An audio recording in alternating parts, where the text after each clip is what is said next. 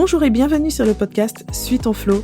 Je profite de la mise à jour de la formation Objectif Micro-entreprise pour enregistrer cet épisode de podcast sur les changements 2022. Alors, on ne va pas parler de tous les changements administratifs et légaux qui arrivent en 2022, mais une sélection des principales nouveautés pour les auto-entrepreneurs. En plus, cette année, c'est intéressant, on est sur du changement positif. Donc, c'est parti pour le point actu. Bonne écoute! Le droit, l'administratif, c'est tout sauf figé. Chaque année va apporter son lot de changements, certaines années plus que d'autres. Et là, on va s'arrêter spécialement sur 2022 et ses principales nouveautés. Donc, en pratique, qu'est-ce qui change pour les auto-entrepreneurs en 2022? Premier changement assez important, c'est la notion de statut unique qui a été apportée par le plan indépendant présenté fin 2021 et concrétisé par la loi du 14 février 2022. Donc, c'est la loi en faveur de l'activité professionnelle indépendante. Donc, on est vraiment axé sur les indépendants avec différents changements qui vont parfois s'appliquer aux auto-entrepreneurs, d'autres fois concerner uniquement les autres statuts. Donc, cette notion de statut unique, attention, il ne faut pas prêter à cette expression des intentions qui vont au-delà de l'esprit de la loi.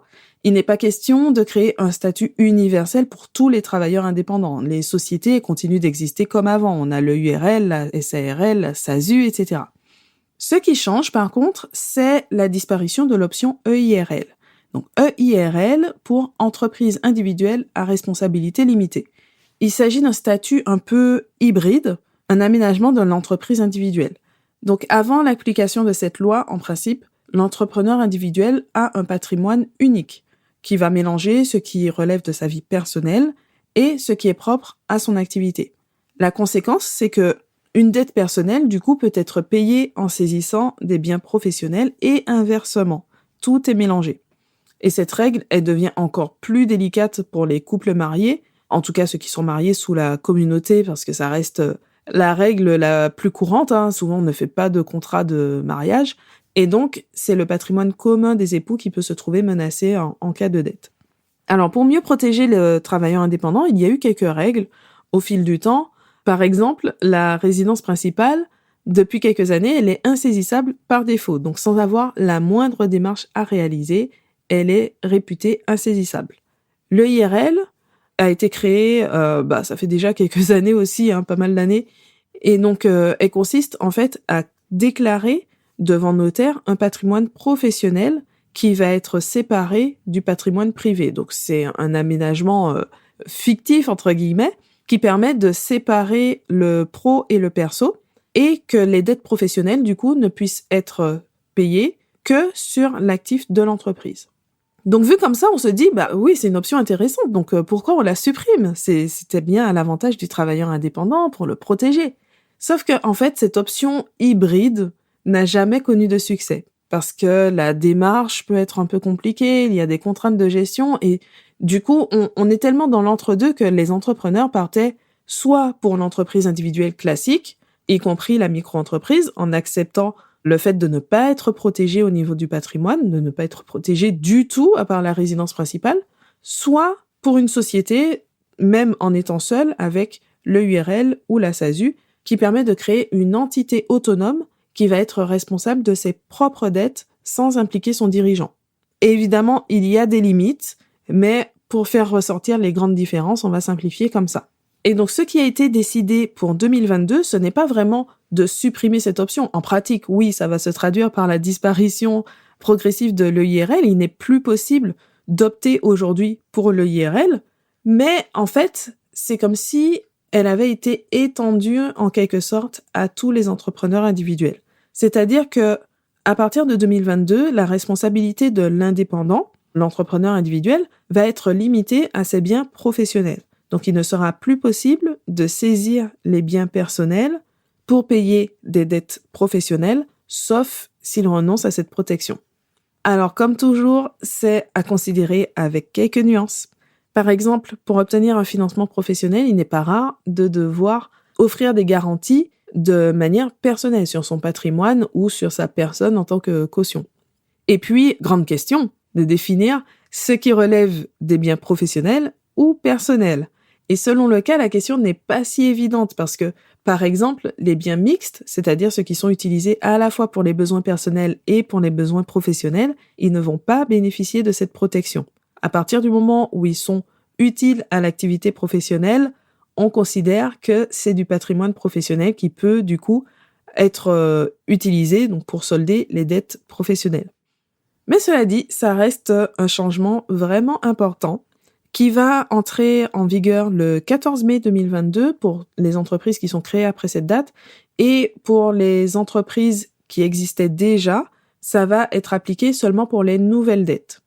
Et puis, précision tout de même, dans cette loi, on trouve aussi la possibilité d'opter pour l'impôt sur les sociétés, mais ce n'est pas compatible avec la micro-entreprise. Alors effectivement, les autres entrepreneurs individuels pourront opter pour l'impôt sur les sociétés s'ils le souhaitent. On passe au deuxième point, la suppression du délai de 90 jours. Alors pour resituer de quoi on parle, quand un indépendant ouvre une micro-entreprise, il ne peut pas déclarer immédiatement ses premières recettes. La déclaration de chiffre d'affaires est ouverte seulement après un délai minimum de 90 jours. Donc en pratique, ça peut donner des décalages vraiment importants. Pour peu qu'on ait en plus opté pour la déclaration trimestrielle, on a une première déclaration qui va intervenir 3, 4, même jusqu'à 6 mois après le début d'activité. Donc c'est énorme. Donc pour rappel, quand on est en micro-entreprise, on ne paie des cotisations que sur le chiffre d'affaires qui a déjà été encaissé. Donc, l'argent qui doit sortir au moment de payer ces cotisations, on l'a forcément déjà encaissé à un moment donné. Et ça, ce n'est pas le cas pour toutes les formes d'entreprise, hein. C'est un avantage, hein. Mais ce décalage, ça représente quand même un gros inconvénient. Du point de vue de la trésorerie, qu'on est obligé de gérer du coup de façon plus attentive pour tenir compte de cette grosse sortie d'argent qui doit arriver, sans parler de l'effet psychologique de devoir sortir autant d'argent d'un coup. Et puis, d'un point de vue purement pratique, parce que si on ne peut pas réaliser la déclaration, ça veut aussi dire qu'on n'a pas de justificatif de chiffre d'affaires. Donc, si pour une raison quelconque, on doit justifier ses revenus, par exemple, Pôle emploi, au moment de son actualisation mensuelle, pour ceux qui sont en situation de chômage, là, on se trouve bien embêté de ne pas pouvoir fournir la copie de sa déclaration. Donc, ces problèmes devraient disparaître à partir de 2022. Bon, comme toujours, on prend l'information avec tout de même quelques pincettes, c'est-à-dire que ce qui va être supprimé, c'est ce délai obligatoire de minimum 90 jours entre la création d'entreprise et la première déclaration de chiffre d'affaires. Pour ce qui est de l'aspect pratique, il faut quand même se rappeler que la création d'entreprise, en tout cas en 2022, ce n'est pas instantané. Ça peut demander parfois plusieurs semaines de traitement en fonction du centre de formalité qui va traiter la demande. Et donc, ça va décaler la première déclaration de chiffre d'affaires et l'obtention d'un justificatif des revenus. Donc là encore, on est sur une mesure intéressante qui va rendre les choses un peu plus pratiques, mais qui comporte tout de même des limites. Dans la même lignée, on a aussi l'attestation de vigilance qui pourra maintenant être téléchargée dès la création d'entreprise, donc sans attendre d'avoir effectivement réalisé sa première déclaration de chiffre d'affaires et d'avoir tous les justificatifs correspondants. Donc cette attestation, c'est le document de l'URSSAF qui permet de prouver qu'on est à jour de ses cotisations sociales et qui est exigé pour tout ce qui est marché public, appel d'offres ou simplement dans les relations de sous-traitance. Donc c'est vrai que le fait de ne pas pouvoir récupérer ce document, ça pouvait vraiment être un frein au développement d'activités, surtout dans la phase de démarrage. Ensuite, un autre grand changement de 2022, le délai pour changer de régime sera désormais plus large. Alors par changer de régime, il faut comprendre passer de micro à un régime réel ou l'inverse. Là, on est vraiment sur du fiscal. Donc pour revenir au contexte, quand on crée une entreprise, elle est placée d'office en micro-fiscal, sauf si on indique le contraire, en optant pour le réel normal ou réel simplifié. La principale différence entre les deux, ça va être le mode de calcul de l'impôt. Donc en micro, on déclare simplement son chiffre d'affaires et l'impôt est calculé de manière forfaitaire, soit en appliquant un petit pourcentage grâce au versement libératoire, donc ça c'est vraiment pour ceux qui sont en micro-entreprise, un pourcentage de 1 à 2,2% du chiffre d'affaires, ou alors, si on ne choisit pas le versement libératoire ou si on n'y a pas droit, on va appliquer un abattement forfaitaire qui va représenter les charges. Donc, en fonction de l'activité, ça va être 34, 50 ou 71% du chiffre d'affaires. On va considérer automatiquement que c'est ce montant qui représente les charges et l'impôt sera appliqué sur ce qu'il reste, après avoir déduit donc ce forfait de charges. Le régime réel, c'est dans le nom. Au contraire, on va calculer l'impôt sur le vrai bénéfice une fois qu'on a déduit les vraies charges et donc on paie l'impôt sur le bénéfice réel de l'entreprise. Alors jusque-là, pour passer de l'un à l'autre, il fallait informer son service des impôts des entreprises avant le 1er février de l'année concernée, sauf pour les activités libérales qui bénéficiaient déjà d'un délai étendu. Et donc maintenant, à partir de 2022, les indépendants qui ont une activité commerciale ou artisanale ont jusqu'à la date limite de dépôt des déclarations annuelles pour changer de régime, c'est-à-dire soit opter pour le réel, donc sortir de la micro-entreprise pour aller vers un régime réel, soit renoncer à cette option pour pouvoir repasser en micro. Donc en 2022, ça donne une date limite au 3 mai.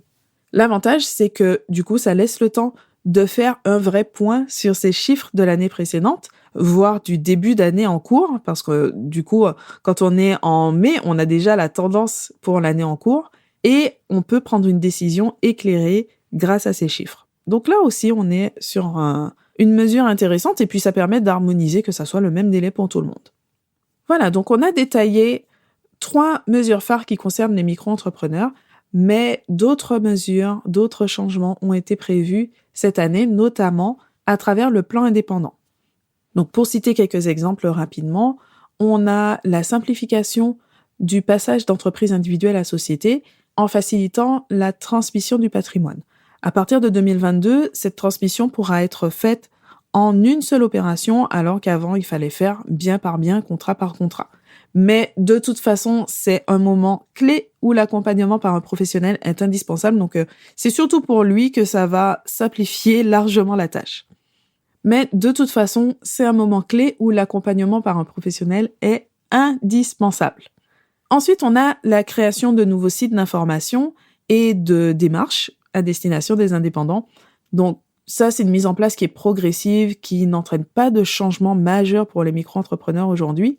Mais effectivement, au niveau des centres de formalité, tout devrait être opérationnel pour 2023. Donc, on aura le temps de refaire un point sur ce sujet pour voir concrètement les changements qui ont été faits et comment ça va fonctionner à partir de 2023. Mais pour l'instant, tout ce qui existait avant, ça fonctionne encore. Donc, on passe au sujet suivant. On a l'assouplissement de l'éligibilité à l'allocation des travailleurs indépendants. Donc, pour rappel, il s'agit d'une aide de 800 € par mois qui peut être versée pendant 6 mois pour les travailleurs indépendants, donc qui sont en difficulté.